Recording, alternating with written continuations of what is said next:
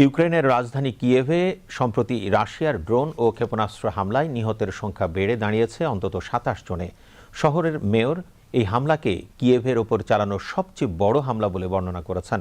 কিয়েভের mayor Vitali Klitschko বিবিসিকে বলেন, হামলার শিকার হওয়া স্থানগুলোর মধ্যে একটি অ্যাম্বুলেন্স স্টেশনও রয়েছে।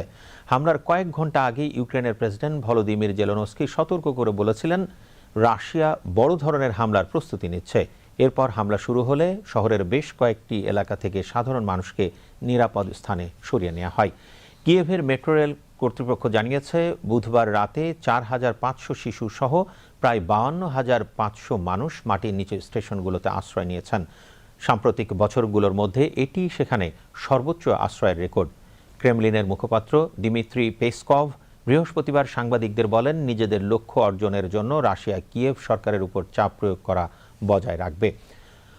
অন্যদিকে রাশিয়ার এই দাবি প্রত্যাখ্যান করে ইউক্রেন অভিযোগ করেছে, মস্কো উদ্দেশ্যপ্রণোদিতভাবে বেসামরিক এলাকাগুলো লক্ষ্য করে হামলা চালাচ্ছে।